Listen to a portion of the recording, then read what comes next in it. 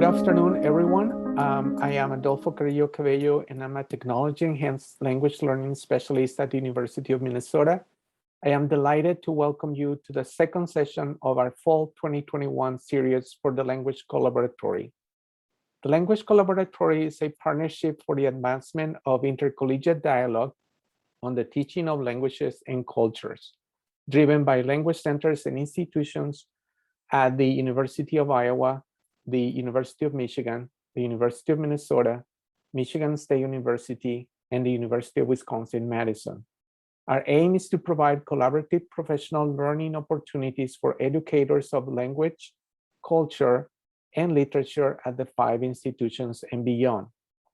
Our series this fall aims at furthering conversation on the topic of student engagement. We address this issue from 2 perspectives: 1, research, and 2, pedagogical and practical.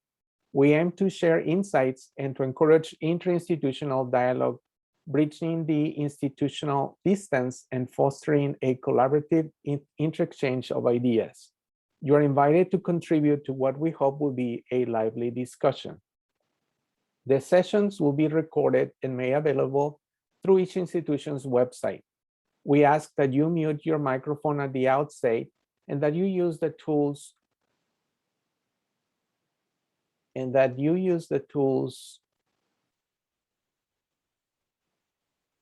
I lapsed for a second, I apologize, and that you use the Zoom reactions to participate, such as the chat function and the raise hand function. Closed captioning is available through the live transcript button in the Zoom menu bar at the lower bottom of your screen. Today, we are pleased to welcome Professor Chantelle Warner from the University of Arizona. Her session is titled Playful Designs, Multiliteracies, and Literariness in the Language Culture Classroom. Before I pass it on to Professor Warner, I would like to encourage everyone to attend our next session, which is scheduled for next Monday, October 11, at this same hour. Our discussants for next week are Stephanie Anderson and Dad Hayataya from the University of Minnesota. After today's session, you would receive an email to invite you to provide feedback about today's session. Please consider providing your input. We appreciate your comments. I'll now pass it on to our guest, Professor Chantelle Warner. Thank you so much, Adolfo. I'm going to go ahead and try to share again.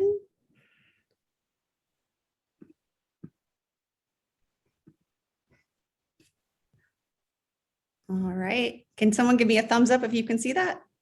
Okay, excellent. Well, I want to start by thanking Jana, Adolfo, and Caitlin for the invitation. I was looking at the list of who's in the room, so to speak, and there's some new faces, but also some very familiar faces, including some people who I saw this weekend at Solfi. So it's kind of nice to keep the community going in that way too. So what I prepared, I clustered around this idea of playful designs, which I'm going to explain, multiliteracies and literariness in the language culture classroom. And I was really glad that I got to attend Jana's talk last week on engagement to kind of recenter myself, because I have a little bit of a confession, which is that if you had asked me a few years ago, I think if I work on engagement, I'm not sure if I would have identified with that term right away. And part of the reason I think Jana was pointing to in what she shared last week is that there's often been a tradition of thinking about engagement in sort of related terms like participation and motivation in particular ways that focuses often on psychological, on things like reducing affect in the classroom, and doesn't bring in social and affective dimensions in kind of more complex ways, which isn't something I've identified with.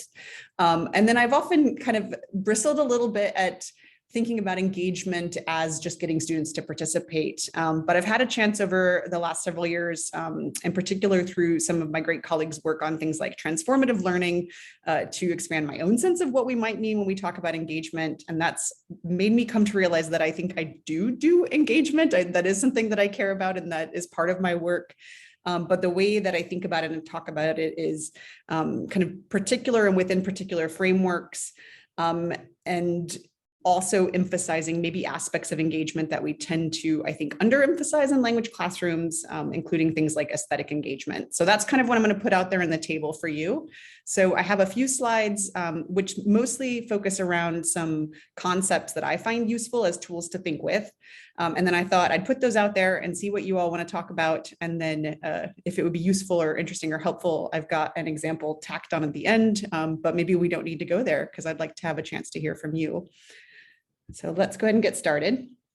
So, a couple of acknowledgements first. The things that I'm going to be talking about do come out of collaborative work in part that has been supported through the Flight Project, which I'll tell you about briefly later, and by two of the language resource centers, Circle and Coral. I know many of you are very intimately familiar with the LRCs, but if you're not, please look us up. We all do great work. And then also in small part by an Actful Research Priorities grant.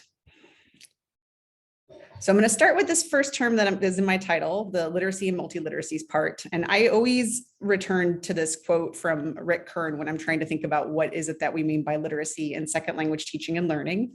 And he writes that literacy is the use of socially, historically, and culturally situated practices of creating and interpreting meanings through texts.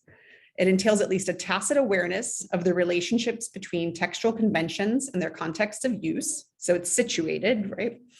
And ideally an ability to reflect critically on those relationships. So it's not just using language, it's critically reflecting on how we're using language. Literacy is dynamic, it's not static, it's variable across and within discourse communities and cultures, and we could add there also across time.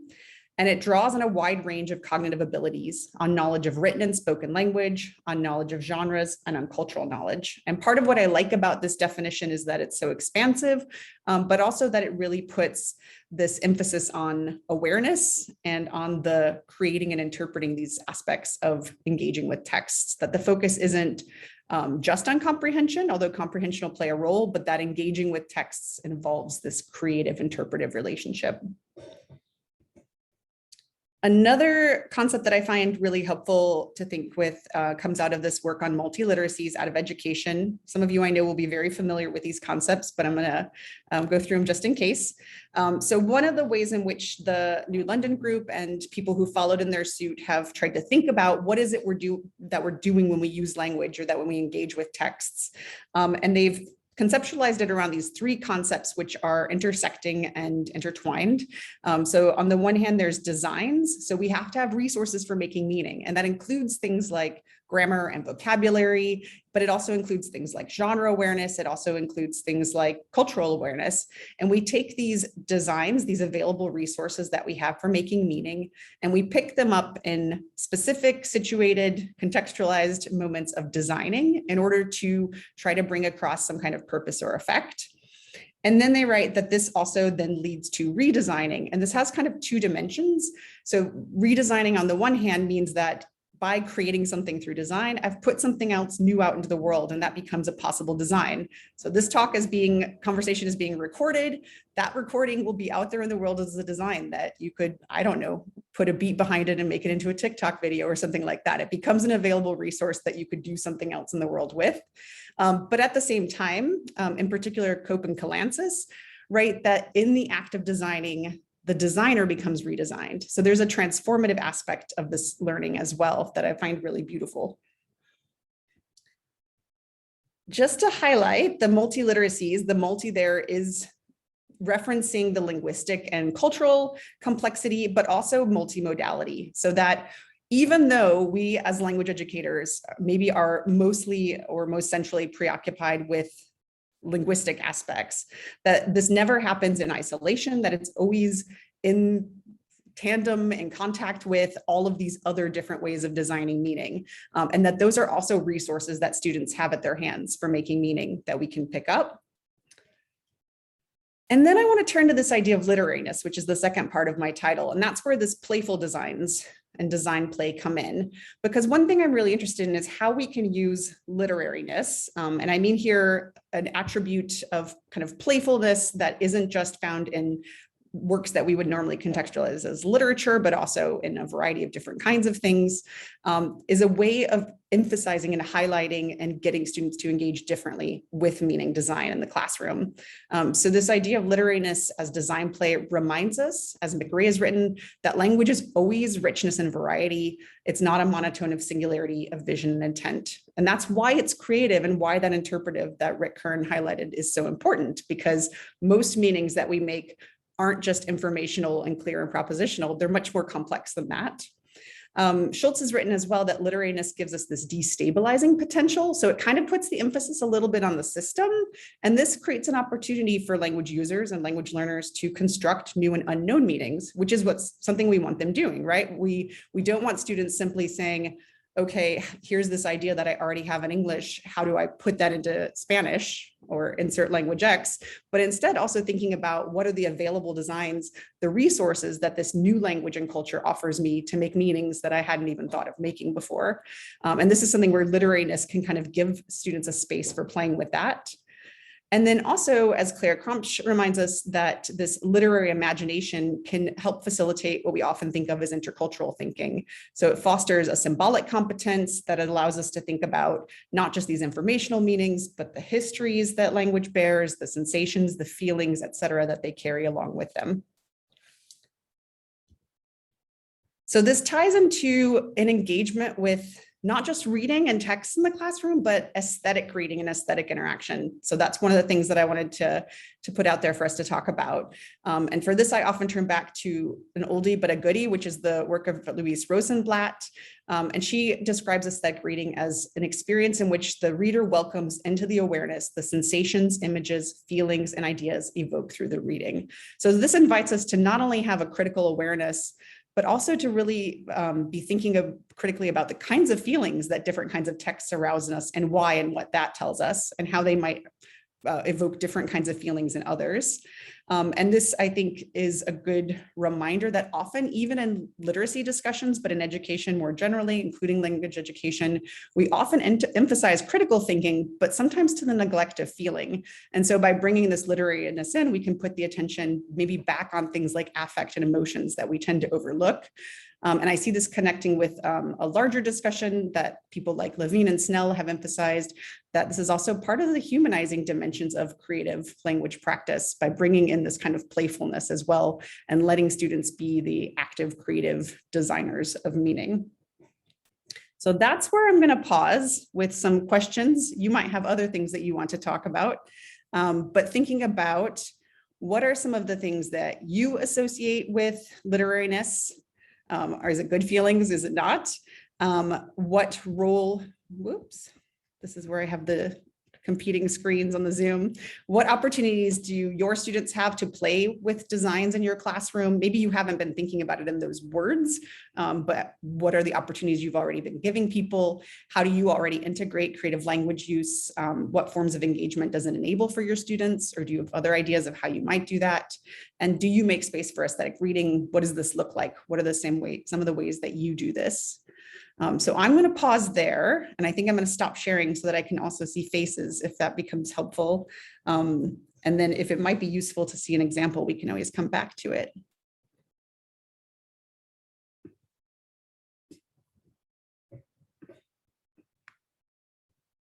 And I think I'm supposed to tell you also, if you have questions in the chat, that works, and otherwise you can raise your hand and we can unmute you to talk.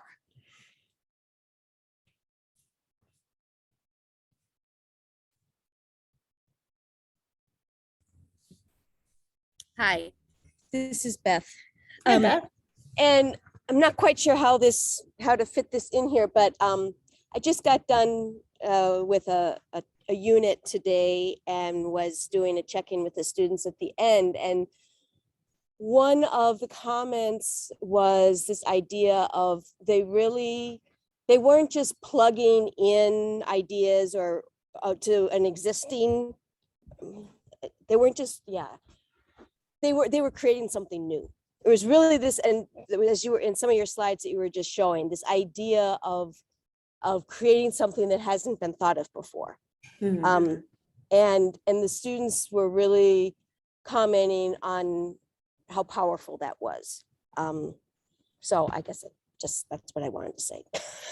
Would you mind saying what were they creating? Okay, so it was the end of a unit where we had looked at a model of in Vienna of people choosing a location in the city to redevelop through greenery, and there was a visual of it and a written description, and I had my students follow in that same genre. So they had chosen a location in Minneapolis, and they had marked up the images, and then they had their written description, and then we did a gallery talk, and they told each other about their projects. And so it was really, I mean, they had to come up with this idea on their own.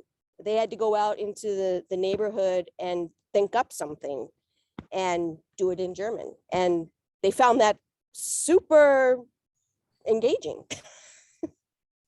That's a great example, because there's them doing it on their own, right? Taking something in their own life world and bringing it in, but also you highlighted the modeling, right? So that you're already drawing their attention to what are the available designs they have. What is that genre? What do these kinds of images tend to look like? What do they do?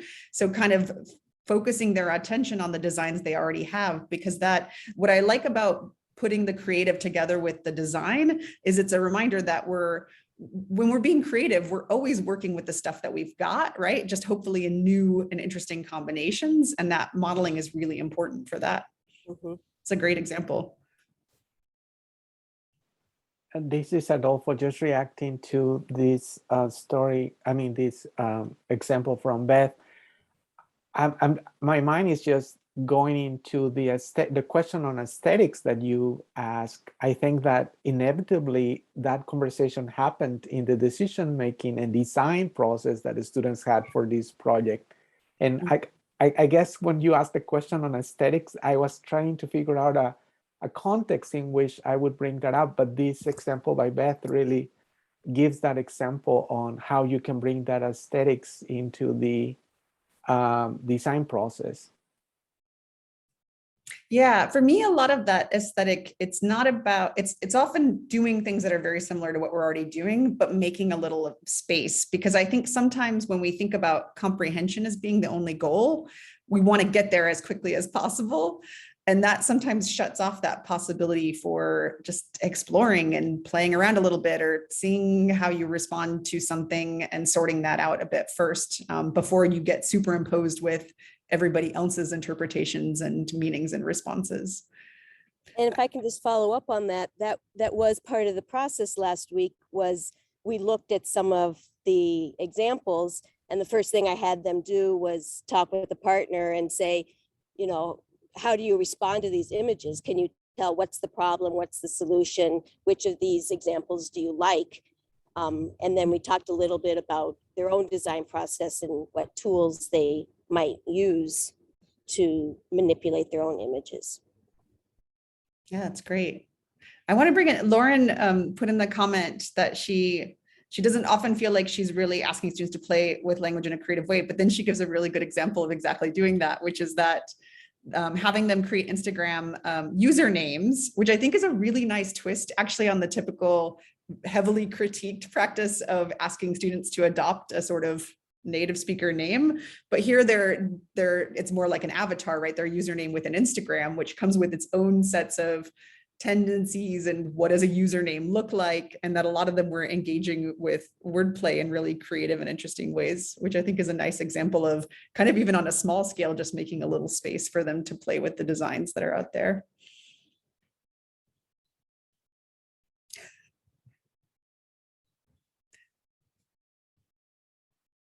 The first study that I ever did way back when, which was looking at computer mediated communication, is what made me start thinking about play, because I think there is something sometimes with the digital stuff, because you can manipulate it so readily, that encourages some of this in particular kinds of ways. And the students there were playing with their usernames too, both playing with what they knew or thought they knew or were starting to know about the language they were learning, in this case German, but also commenting on the local environment, or there were some political political things about the university that came in there too. So play can be serious as well, but they were, yeah, using the affordances of those usernames to try to put an identity out there into the world.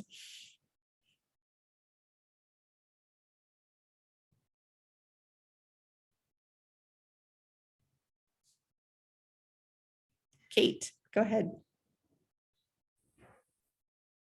So I'm just thinking of an example that I didn't consider to be sort of playful or aesthetic in the way that you talked about it, but now that we're talking through these examples, it's reminding me of it. So when I taught French linguistics last term, I had students do 2 mini research projects, and one of them was to research a variety of French spoken in the Francophone world that they weren't already aware of, right? Because they often just only learn about standard French as it's spoken in France.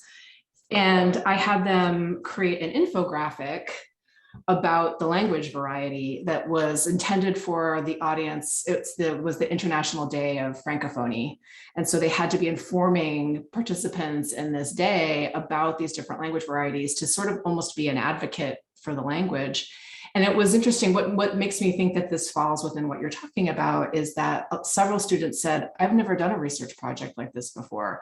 I know how to look for references and I know how to write a research essay, but I don't know how to transfer that understanding into the format of an infographic where you have to combine, where basically they were creating multimodal documents that combined images and words and was organized completely differently and written for a different kind of audience. And so we did some discussion of what that genre looks like and how they could then make that genre their own. And so I got a wide variation of infographics. They didn't follow a set order or a set of criteria that I had imposed because I wanted them to be able to express themselves as individuals. And I think it was probably their favorite project in the entire class. And this element of creativity seemed to be essential to that. That's a great example as well, I think, of what we, in the context of the flight project, have called the literary in the everyday. So this is the foreign languages and the literary in the everyday project. I'll share the link. I was going to kind of put it up a little bit later, but part of what we're talking about there is exactly things like infographics, all of these different kinds of text in the world that we don't immediately associate with an aesthetic response, but we have one. One of the examples I like to bring into a seminar that I teach called Literacy Through Literature is one that was on a Goethe language exam for German at one point. And it's trying to make the point about how a few women are having children, and it describes them as kinderlose Frauen, so childless women, which I think works a little bit better in German. And it has this image of a woman who's walking with a child, but the child is sort of just a shadow. So it's showing that it's an absence. And even something like that, we can critically engage with that. And what does it mean to describe people as childless women, and what kind of expectations is that putting out there in terms of gender and society? But there is also a creative element that's having a particular effect in creating that kind of lacuna effect in the images. So even things like infographics that feel informational often really bring in a creative aspect in how they try to capture somebody's attention. Jean, I saw your hand up, I think. Yeah, those are all really interesting examples. I'm not sure if mine lives up to the playful part, but when you read the Rosenblatt quote, I think it embodies sort of the aesthetic. So in my advanced film class, we, prior to watching the film we just worked on, we read the first chapter of the novel that it was based on, and it has a narrator who's also the narrator in the film, and the movie is about a person who's all by herself, essentially in quarantine in nature, and so she describes everything that she experiences on a very detailed level. And so this idea of like invoking sensations, images, feelings, and ideas that you mentioned really comes through in the chapter that they read. And so after watching the film, I have them write a report. They have to write it in a similar style, and they start out with the same sentence. They only change the date. But it starts out basically like, I'm sitting down to write this report. And so that I can try to make it through the long semester instead of the long winter.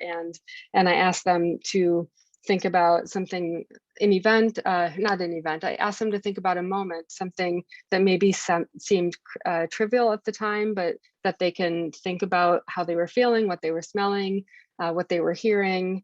And sometimes they write about, you know, sitting out on a hammock and reading a book, or the first sounds that they heard when they woke up, or something like that. And just them having to write it by hand, which I don't know if you've experienced this with even throughout the pandemic, but students are just not as used to writing things out. And so I think that does kind of bring in the creative side of actually sitting down and writing something like a report like that, which then they have to send me a picture of.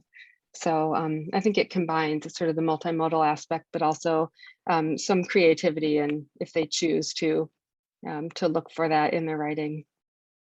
Yeah, that's lovely, because it brings in that kind of embodied aspect of the experience as well, right? That I think I see this in this idea of living literacies that Paul and Rossell talk about, is that, you know, we're not just a brain reading a text, right? You know, how you're sitting, all these things, how you're taking up the pen and writing your entry kind of all contributes to that aesthetic experience. And then also you were highlighting something I think that for me is one of my favorite strategies, which is having them rewrite the text or write against the text in some way, because especially if we're having students work with something that's a little bit more advanced than where they are, and kind of scaffolding that experience, that being able to really concretely take what the text offers them and write it anew in some way, I think is a great way to have them really actively engaging with the available designs that text offers them. And if it's a really, you know, canonical literary text, or the kind of literary text that certain learners find intimidating, it can be really empowering for them to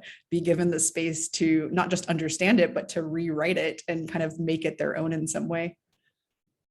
That's a beautiful example.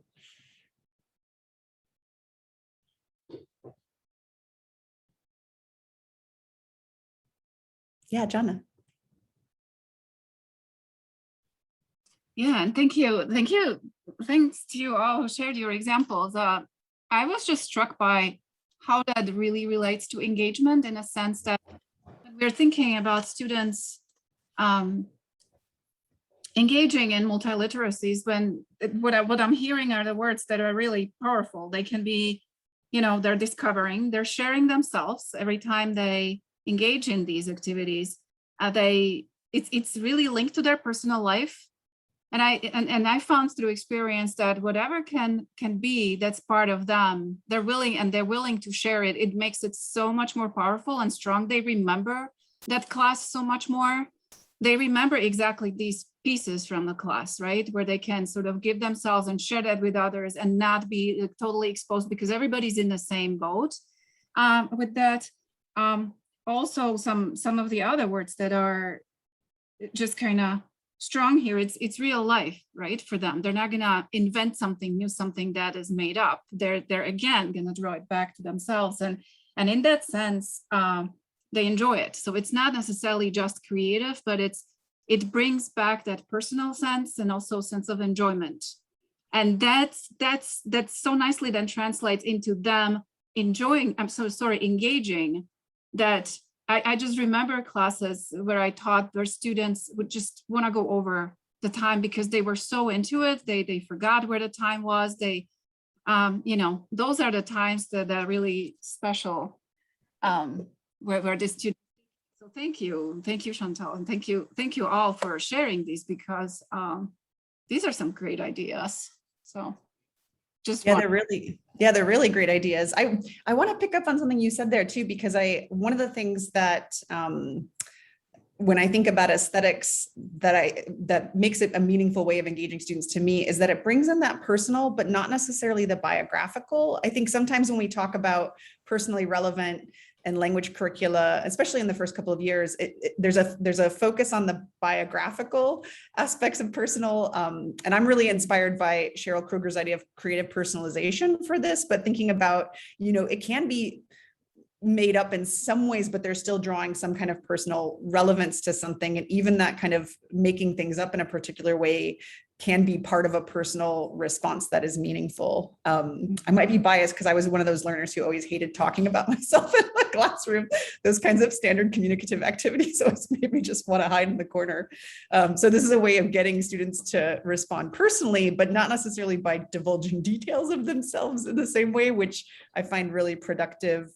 The other thing I wanted to pick up on that you said is, I think for me, pleasure and enjoyment are the ideal, but sometimes that's not what happens, and that works okay too. There's a text that I love, hate to teach in our intermediate levels, which is kind of a boring text, and that's part of what it does, because it's describing this young girl who's got a really boring life, but always just hopes there's adventure around the corner.